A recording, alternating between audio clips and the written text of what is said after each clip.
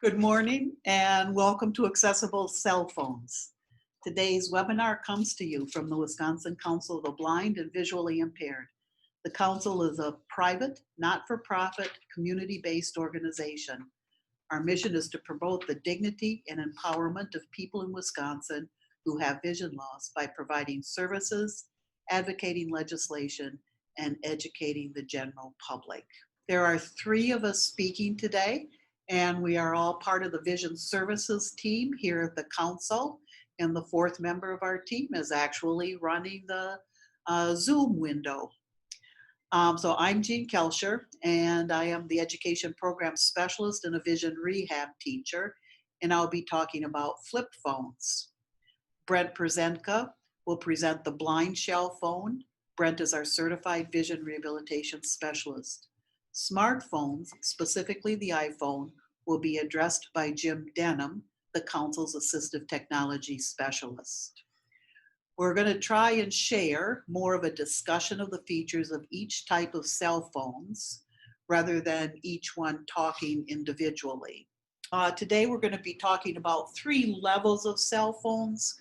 We've selected examples at each of those levels for you to see and hear about.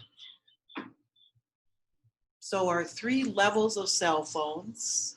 The first one are flip phones, and believe it or not, there are still basic flip phones that are out there that do create accessibility for people who have vision loss. They're not so good for people who have no vision.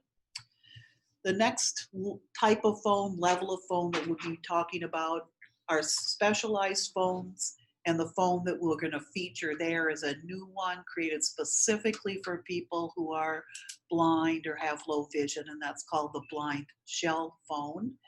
That's blind and then S-H-E-L-L phone.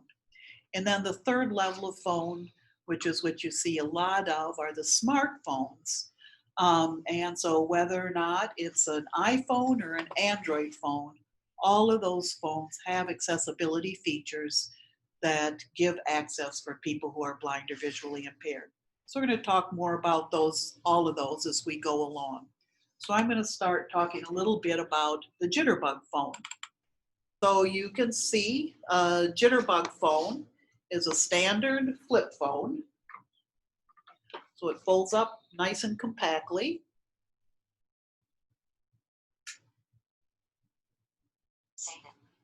Okay. And when I open it up, we have a display screen on the top, and then we have a very standard keypad at the bottom. So all phones that have a keypad, whether it is a touch keypad, button keypad, tactile keypad, they're all laid out the same way.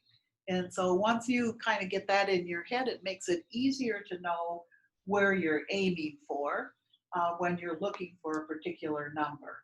So first row is always 1, 2, 3. Second row, 4, 5, 6. Third row, 7, 8, 9. Fourth row is star, 0, and pound. What's above those buttons, that will vary by phone. So on this, the Jitterbug phone, we have these yes and no buttons, which on many standard flip phones, the one on the left side where this one says yes, on other phones, that just might be a green picture of a handset, which means start a call. And on the other side where this one has a no button, it'll be a red handset that means stop a call or hang up. This one, our on-off button is in the upper right-hand corner when you're facing it. The speaker button is in the upper left-hand corner. And then you have just up and down arrow keys that will move you through. On the side, and not the best design, on the side are your volume buttons. And I know when I play around with this and I pick it up, many times I change the volume level because I hit volume up or volume down, which are toggle switches on the side over here. Okay. So that's a little bit about the Jitterbug phone. And I'm going to have Brent say a few words about the blind shell. Morning, everyone. Happy St. Patty's Day. So this is the blind shell phone. The blind shell phone is similar to the Jitterbug as far as it's a pretty basic layout. It measures 5 inches by 2 inches. It's very light. There's nothing that folds over like the Jitterbug does, though, so the display and keys are always shown. There's no buttons on the side of the phone or on the top of the phone. All the buttons are going to be on the face of the phone. So the top 2 buttons in the upper left and the right, those are going to be your volume controls. So if I push the upper right button, volume 7, volume 8, volume 8. It turns the volume up, and the left-hand upper button would turn the volume down. And as you hopefully heard, it talks to you as you're pushing the buttons on the phone.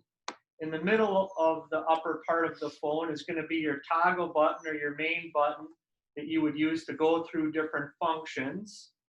The second button on the upper left is going to be your answer call, kind of your main phone if you want button that you would use to make phone calls. Upper right, second down, is going to be your end call and also your back button. If you're in certain features, you'd push that one to go back through the menu. On the top of the phone is going to be the jack for your power source for charging your phone. And there's also an earphone jack up there as well. On the back of the phone, we have the speaker output.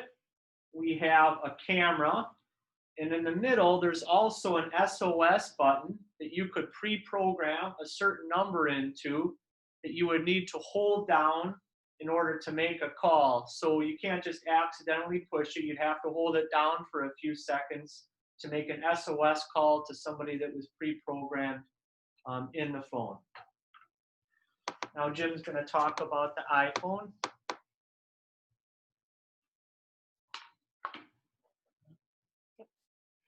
Good morning. So we're going to be talking about smartphones in general here. We're using an iPhone XS here to demonstrate an example of a smartphone.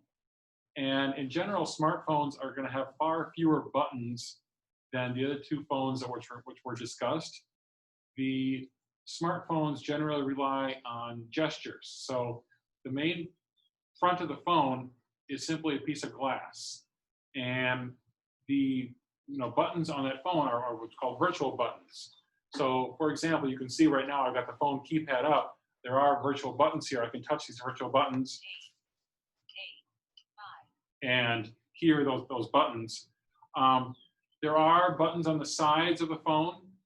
So on the left side of the phone, left edge of the phone, I've got a volume up and a volume down. On the right edge of the phone, I've got a button that does several things. I can push it once to lock the phone. I can hold it in to get Siri, which is the virtual assistant. And I can do a couple other different things with that button. Some of the older smartphones, some of the older iPhones, the iPhone 7 and iPhone 8, still have the home button, which is a little round button at the very bottom of the front base of the phone. The newer phones, such as the one we're showing here, does not have a home button anymore. You simply perform a gesture to enable the home gesture. Home gesture simply means going back to the main screen. So the smartphones vary in size. You can get them as small as 4.9 inches. You can get them as big as 6 inches. And so that's just different screen sizes, basically. But there is different sizes of phones. So the front of the phone is pretty much just a glass panel. There's a little slot at the top, which is the earphone jack. And then at the back side of the phone, you can see there's a camera here, or actually a couple different cameras. So if you're taking pictures. And also on the left side, left edge of the phone, there is a switch. And most iPhones have this switch, and that's a switch to mute and unmute. So if I'm going into a meeting and I don't want my ringer to disturb people, I can flip that switch, and that will mute and unmute the ringer of the phone. But really for physical buttons, that's about it. Most of what you do on this phone is controlled with gestures on the front panel of the phone, the front glass of the phone.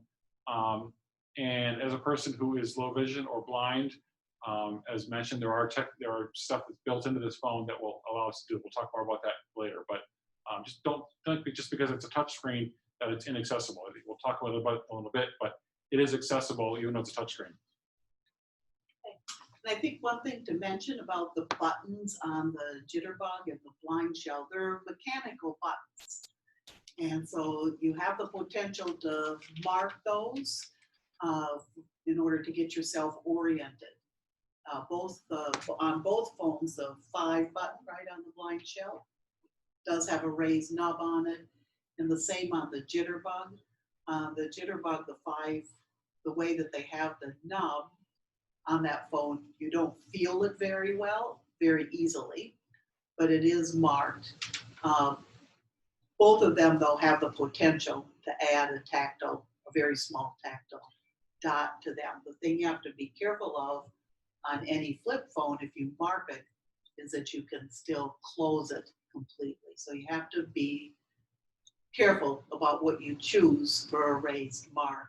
And on the blind shell, I'm going to guess because the keypad is always exposed, you also have to be a little careful about what you're going to choose to mark it with, so that as soon as you put it in your pocket or your purse, you're just not going to push that off. And adding tactile labels to a smartphone is a little more challenging because the screen does change, and there's different things that are happening on the screen at different times. You can get tactile overlays. There's a company that sells tactile overlays for various models of phones. So, for example, if you want to put, for the phone application, you can get a tactile overlay that sits on your phone that would mark some of the different measures, the 5 and the call button, and some of the different buttons with raised things. But that's going to work in some applications, like in the phone application, but it's not going to work in other applications. So it's a little trickier to add tactile labeling to a smartphone.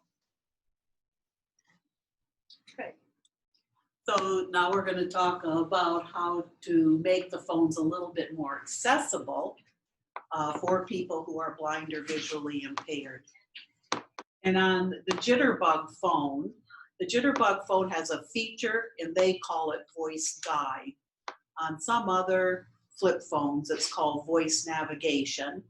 And what that means is that when the phone opens up, it asks me who I want to call. Say the name after the beep. So it says, say the name after the beep. And so now she's going through my contacts menu, asking me because she didn't understand what I said. And once I hear the name that I want, I can push the yes to go ahead and make that phone call. And I'm just going to tell her no, to not keep trying. So, so you open the phone, she asks who you want to call, it beeps, I say a name. The thing with voice navigation is that I have to say the name that was put into the contacts list. I don't have a lot of flexibility in altering that name. So if you call somebody Kathy one day and Kathleen the next, and it's in the contacts list as Kathy, it's not going to recognize Kathleen until you make that switch back to Kathy. So that's how this phone can be accessible. And any phone with voice navigation will do the same thing. This phone is not accessible for entering those contacts. So you're going to have somebody else help with getting the contacts list developed by putting in the names and the phone numbers that you need, because that part is not accessible at all. Now, this phone does say that it has a magnifier. Well, it does have a magnifier, but what happens is that the camera turns into a magnifier. You cannot change the size of anything that's on this display window. So what you see is what you get here. So there's no altering that. There's no changing the contrast there. There are some flip phones where you can at least change the contrast and make the text a little bit bigger, but that bigger is relative. You still have a very small screen. And yes, it gets a little bit bigger, but not substantially bigger for someone. Like if you're using a 5-power magnifier, the likelihood of you seeing big on a small display window like this is probably not very likely. So this one is accessible by having the voice guide on it. I'll have Brent talk about the blind shell's accessibility. So the blind shell phone gives us many options to make a phone call. One nice feature on the blind shell phone to make phone calls is it has speed dialing using the buttons. So some of you may be more familiar using this function with like a landline phone where you have your 1 and 2 and 3 and 4, etc. buttons already signed up to make phone calls for particular people. So with the blind shell phone, if you have people programmed in to make a speed call, for instance, I hold the 1 button down and it automatically dialed out who I had in that saved in under the 1. Another way to make a phone call using the blind shell phone is one of the main menu functions on the phone is just the basic call feature. So right now I have that call up, and the nice thing about the blind shell phone is it's going to tell you what menu function you're on. So it said call. So while it's on the call, if I push the main toggle button right in the middle of the phone, it gave me an option to dial a contact. So I could do that. If I go into my contacts, it's going to give me a list of the contacts. Customer care, 1 of 7. Jim Denham, 2 of 7. So there's Jim Denham. So if I go on his name, it's going to give me the option to dial. And I'm just hitting the main toggle button in the middle. And I push that, so it's now dialing Jim. And it talked to me the whole time as I was going through those functions, so I knew what I was doing. Now it just called Jim next to me here.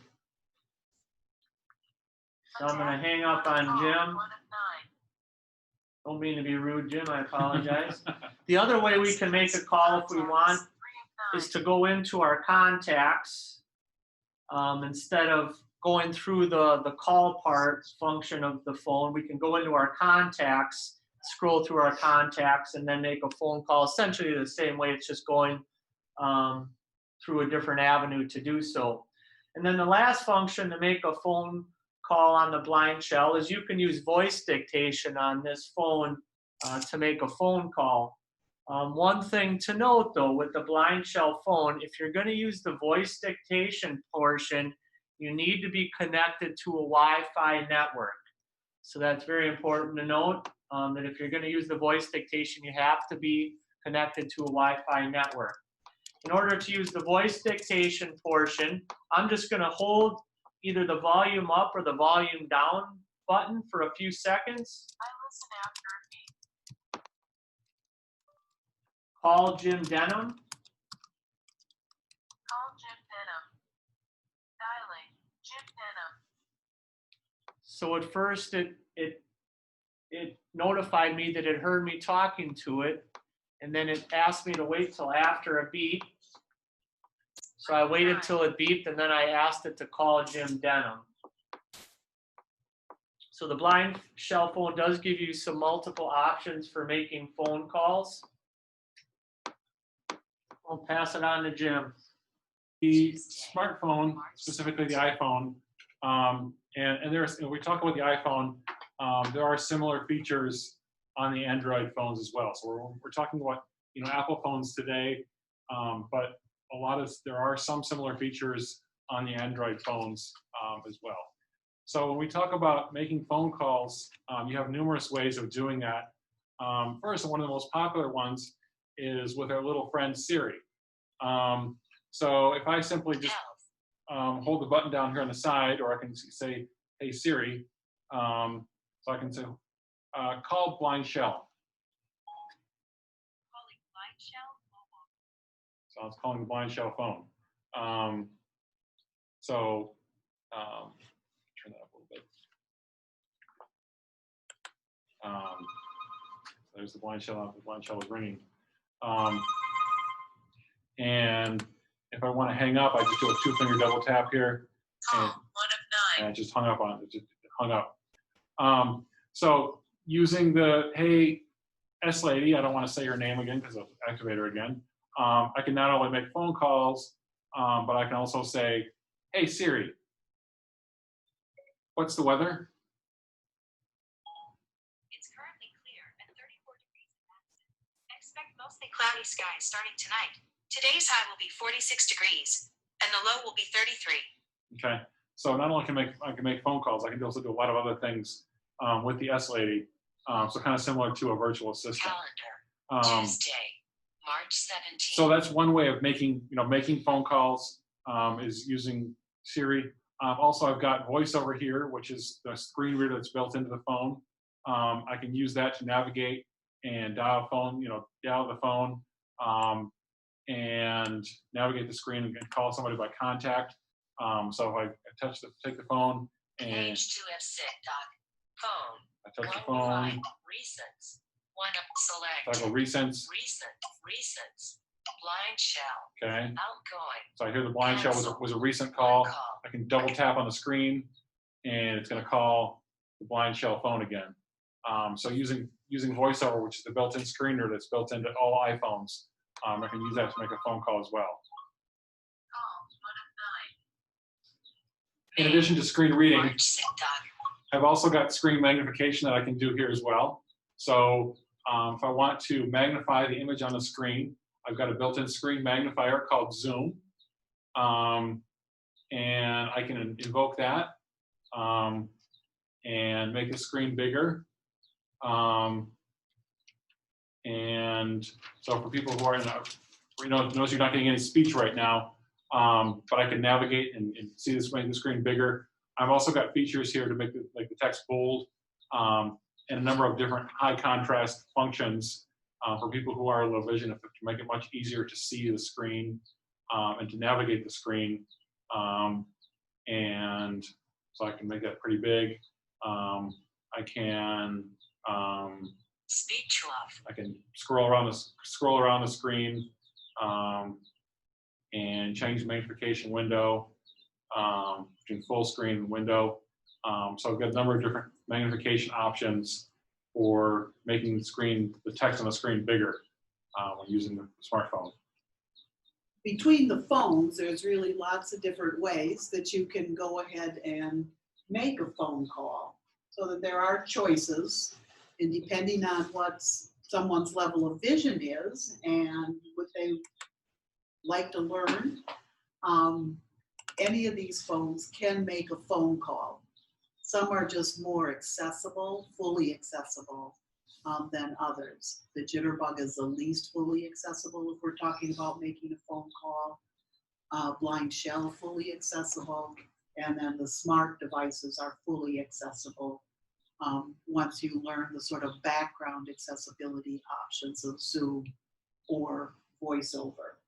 And if you're only using it to make phone calls, as Jim pointed out, this Hey S function will work just fine in order to make and receive phone calls. And that works no matter if you're in a cellular. Unlike Blind Shell requires dictation to have a Wi-Fi network. Smartphones, what you can do dictation anywhere.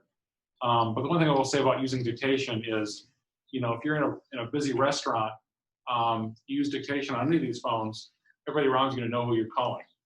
If you say, call Patty Smith, well, everybody from 3 tables next to you, you're talking about social distancing. Everybody around is going to know that you're calling Patty Smith. So just be aware when you're using dictation to navigate these phones that there is a bit of a privacy issue there as well. And I think that's an important point, not just from the social interruption standpoint, but just that overall privacy of Yeah, knowing who you're calling. Right. Because Patty Smith might not be a bad person to listen to out loud, but Yeah. Dr. Smith Right, might not. exactly. Exactly. Okay, so we're going to talk a little bit about texting on these phones. So on the Jitterbug phone, we go to the text message section. And so there is no voice that's telling me that I'm in the text message area. So one would need to be able to see that on the display window to know that that's where they're at. So I push those up and down buttons to get there. Those up and down, once they're changed, there is a cycle that remains consistent, but you would never know where that cycle is starting. So you do indeed have to be able to visually see the text message area. And then on a Jitterbug phone, in order to do text messaging, this is real old school. And you have to know that under each number on the keypad, except for number 1, also has a function as a letter of the alphabet. Let me get the text message up here. So you get just kind of a blank screen to start with. And so if I wanted to type just hello, under the number 4 is GH and I. So in order to get the H, I have to push the 4 button twice. And I get an H. It's not giving me any audio feedback. If I want the E, I have to push button 3 twice in order to get the E. And then the L is 3 pushes of the 5 button. That's L. And so one has to know where the alphabet is going to be. And many people used to know that. Most people don't know that anymore. I know I don't, and have to be able to have some visual cues as to where those are. And then when I'm done with the message, I just tell it yes, that I'm done with the message. And then it'll come up with people in the contacts list and ask me if that's where I want to send the message.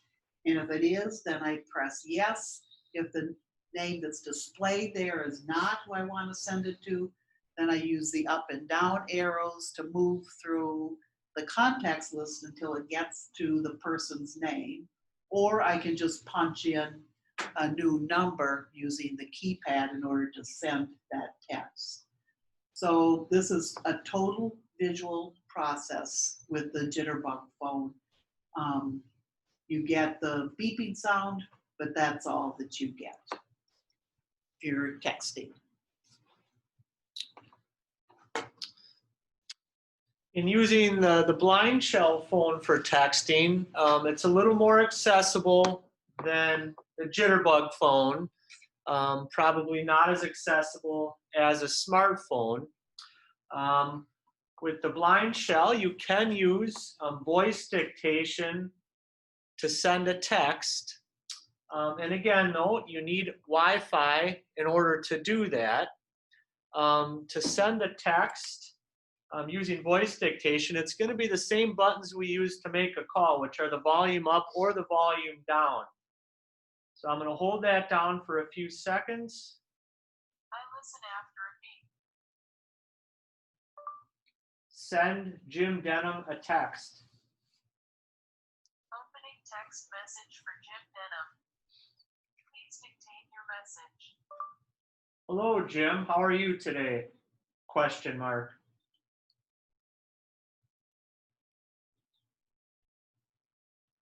To Jim Denham. Text, hello Jim, how are you today? Do you want to send this message? So it asked me if I wanted to send that. It read it back to me, what I had dictated. I liked what I said, so I'm going to push the send button, and it gave me a voice confirmation that that text did get sent. So it does work well using your voice dictation. It talks back to you as you're going through the different functions, so you know what was said and if it got sent.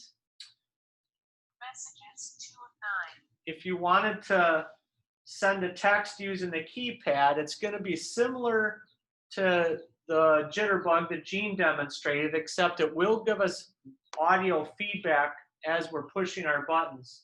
So one of the main menu buttons functions on the phone is a messages button. So I'm going to go into that. It asked me if I wanted to write an SMS to contact, which means a text to one of our contacts. So I'm going to push that. And then it's going to give me our contacts list for who we want to send the text message to. So I'm going to use Jim again. Him and I have been quite in contact today. It's going to bring up the text box. And this is going to be similar to what Gene had demonstrated with the Jitterbug phone. That in order to send a text, you're going to have to use each number to get to what you want it to say. So if I want to say hello to Jim, I got to push the 4 button. Capital H. Twice to get to the H. D. The 3 to get to the E. J, K, L. J, K, L.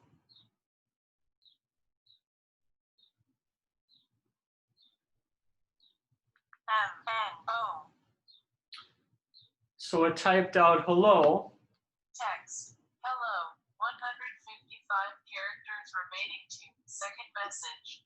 So what I did there was on that toggle switch, the bottom part of that toggle switch, when I pushed that, it read back to me what I had typed to Jim. So it will confirm to me out loud, audibly, what I'm going to send to Jim. So this is all I want to say to him. So then I'm going to send message 1 of 3. Message sent. Write SMS to contact 1 of 6. I just pushed the main button again. So it's a little bit more accessible as far as it's always giving me audio feedback on what I'm doing. But to actually type the letters in, it's not as functional as like a smartphone would be. So as in calling, we've got a couple different options we can do here. I can also use the S Lady to return a text message again. So I can say, hey Siri, send a text message to Blind Shell. What do you want to say? I'm good, comma. Thanks for asking, period. Your message to Blind Shell says I'm good. Thanks for asking. Ready to send it? Yes. Okay, it's sent. And there you go. So I just sent a text message using the S Lady. So that's one way to do it. Again, there's privacy concerns there. If you want, you don't want everybody to know the fact that you're sending a text message, what you're dictating. That also might not work so well if you're in a really loud, noisy room. So if you're in a restaurant or something like that, that can be a little bit, might not understand you as well. So it's better to do that in a private location that's a little quieter. If I do want to send a text message using the keyboard, obviously with a smartphone, I can have a full keyboard. So if I tap messages here, turn the volume up a little bit here. Mail. Messages. So you can see our message history here with that we've been sending to the Blind Shell. Patty Murphy. Hey, Catherine, Richard Julia, Blind Tick, Blind Check, your text message. I'm good. Thanks for asking. Okay. And if I want to send another message here, I can tap the bottom. Message. And text message. Insertion pointed start. Message. Text insertion pointed at. So now you see I've got a full keyboard on the screen here, and I can tap anywhere on the phone and type in one of these keys. So if I hit the okay, so I want an F. Let's do it. If I want to type hello, I find the H, I double tap on it. S, D, S, W, E. So E, and then I'm typing at a weird angle here, so it's a little bit. L. Home. Mail. So Messages. I can type when I do have a virtual keyboard on the screen Text field. that I could type. The other way I can do this is I have a full-size, what's called Bluetooth keyboard here. and I could type using this Bluetooth keyboard. So if I want to control the phone using a Bluetooth keyboard, if I want to type something a little bit longer or control the phone, I can use this Bluetooth keyboard to type a text message as well. And that pairs wirelessly to the phone, and I can use that to type a text message or to navigate the phone, or just other different things. So this is a Bluetooth keyboard, a wireless Bluetooth keyboard that I could use to send a text message as well. Okay, and I think I'm going to have Brent show some accessibility on his wine shell phone. And then we're going to do a little bit more talking in general about these cell phones. And we have some questions coming in. So if you have a question, feel free to put it in the Q&A or raise your hand. So we had a couple questions on the blind shell, kind of going back to text messaging. One of the questions was when it asked me if I wanted to send a text, if I could do that verbally and dictate to it to do that, or if I had to push the button. Because I wasn't dictating originally, I would have to push a button to send that text. If I had started out doing dictation, then I could say to it, send, and it would send it out. The other question we had on the blind shell phone was how the buttons are when you feel them. Are they raised and so forth? They are raised a little bit. I would say there's not a lot of space in between the buttons though. So you do need to have pretty decent tactile feel in order to distinguish between the buttons.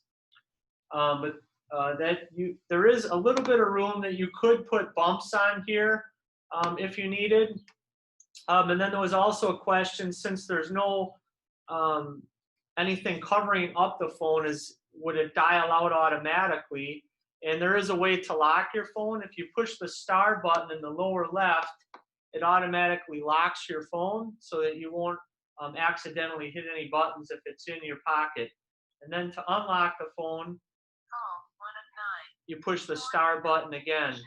On the opposite side of the phone, well, it likes to talk to us too. So it gave me the date and the time, which is nice when you turn it on. On the opposite side of the phone, if you push the pound button on the lower right, it's going to give us our sound options. So let's say right now we have the sound set to normal. You have a vibration or a silent option or an airplane mode. So if you're in a place that you don't want the sound to be activated, you can push the pound button in the lower right and then turn it to silent, vibration, airplane, or normal. So I'm going to leave it on normal. So quickly, I'm going to kind of go through a few of the options for accessibility on the phone. In the main menus, we have a call function, which we've already shown. We have a messages function, which we've already shown. We have our contacts list. So if we go into the contacts list, you can keep emails in there, addresses, telephone numbers, like you would many other phones. And when you go into those contacts, it's going to read to you all of those features if you want it to. We have a more applications main menu function. If we go into that, there's a tools button, and under the tools, you can do different things like set an alarm, set a timer, there's a stopwatch, there's notes you can take, there's a calculator, a voice recorder. If you wanted to make voice notes, you can do that. Also under the applications, we have an email application. So with the emails, it's similar to the text that it's very difficult to actually type out an email, but it will read to you like an email contact list, which is nice to have. We have a media function. Under this, you have music that you could upload onto the phone to listen to. You can access internet radio, YouTube, and if you have Wi-Fi connection for these, I should make note of. An FM radio. There's also a camera in here, and the camera is pretty neat. So if we go to the camera function, and I'm gonna activate the camera. So let's see, I'm gonna take a picture without her approval of Amy, since none of you got to see her. And I took a picture of Amy. It asked me if I want to save that image. So I'm gonna say yes, I want to. Short description now. Amy Worth. Image has been saved. So I took that picture, and then I was able to dictate what that picture was about. It gave me about 5 seconds. So you can say what you'd like about the picture, if it's a, whatever you're taking a picture of, and then it's saved under that. Camera 5 of 6. Yeah. Images 6 of 6. So now that's saved in my images. If I go into the images, 1 of image 1 of 2. Amy Worth. so when I went to that picture that I just took, it told me that it was Amy. So I knew where I was at. So that's a pretty nice feature on the blind shell phone, that you're able to do that. Images 6 of 6. So now I'm pushing the call end button here to go backwards. That's going to be your main button that you would use on this phone to go back. So I'm going back into our main menu here. So this was the media part. Books 4 of 5. So you can save books on here. The Bard is not currently accessible on here if you're a member of the NLS program. Hopefully that's something that they'll add soon. So for the audio books, there are some limited options of books you can upload on here. 5 of 5. And then we have vision aids. Under the vision aids, you have a talking color identifier that you could use. There's also something called object tagging that you have as an option. The object tagging is there's little stickers that you can get that you would audibly record onto each sticker and put on different objects that you would want to identify. And then under that object tagging, when you put your phone up with your camera on that sticker, it's going to read back to you what you would audibly record it onto that particular sticker. There's also what's called a localization feature under the vision aids, which is a GPS signal that tells you where you're at. With that feature, you also need to be connected to the Wi-Fi, though. More application settings. Be outside. So under the settings on the blind shell phone, real quickly here, Sounds 1 of 8. there's different sounds that you can make for different ringers. You can have different sounds for particular people that call in, so you can change the sounds for the people in your contacts. 2 of 8. Keyboard feature. Display Are the stickers purchased from Blind Shell?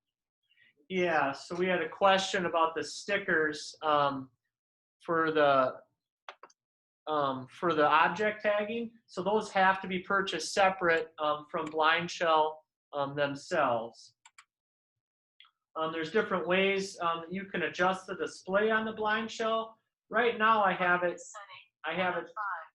Screen timeout. Color scheme 3 of 5. I have it set up with a black on white. There's about 4 different color features. You can have white on black, yellow on black, and then white on blue. Menu style 4 of There's 5. different ways that you can make the main menu style different. So right now I have icons and text.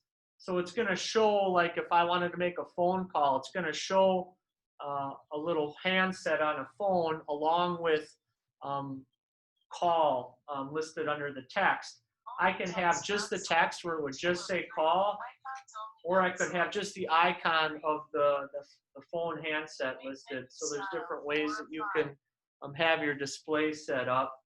Text size 5 of 5. Text size, I have it on the largest one. Brightness setting 1 of display. So there's different ways that you can adjust Status the display on there. Status information. The great thing about the blind shell phone is that whatever feature you're on, whatever menu you're in, it's going to give you audio feedback to let you know exactly where you're at. So I'm going to pass it on before we run out of time here. And Jim, yes, just for the sake of time, we're gonna go to the slides.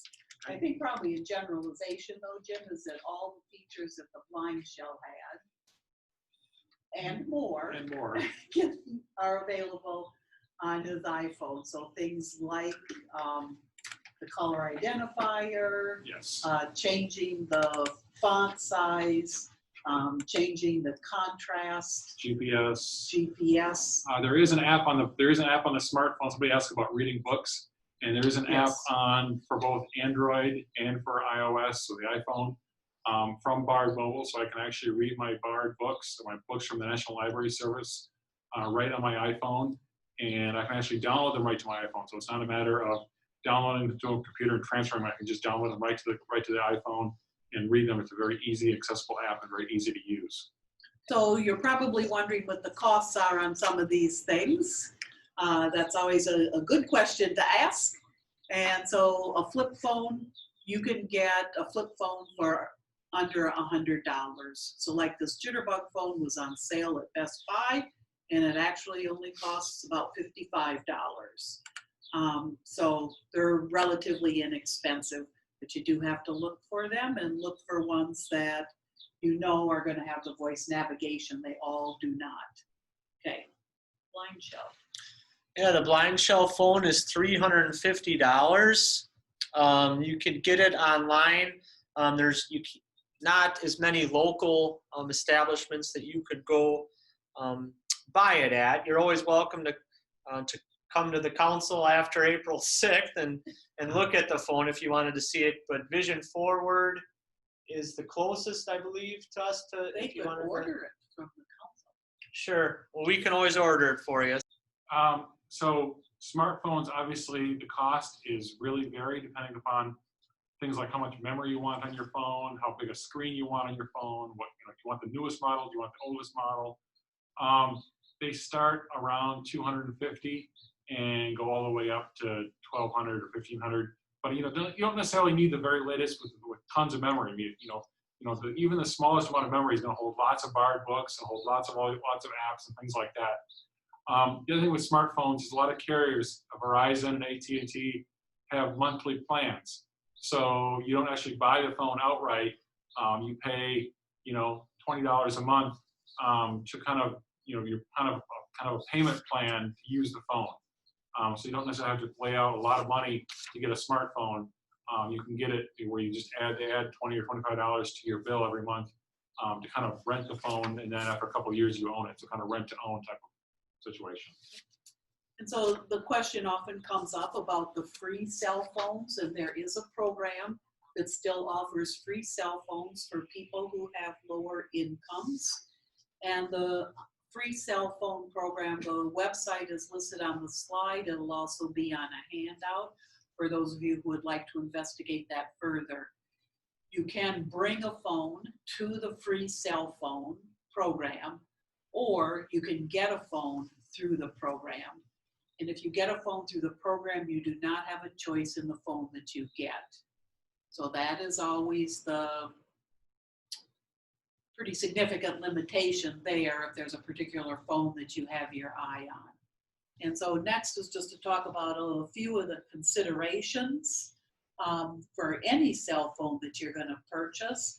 And I think one, just looking at the time, one that we do need to say a few words about are the carrier limitations, and that's particularly as it relates to the blind shell. Yeah, with the blind shell phone, your carrier does need to be AT&T or T-Mobile. And then with that, there's always different plans that you can get in regards to minutes or unlimited data, etc. So those plans can vary. Okay. And so just some of the other things to think about is sort of the life expectancy.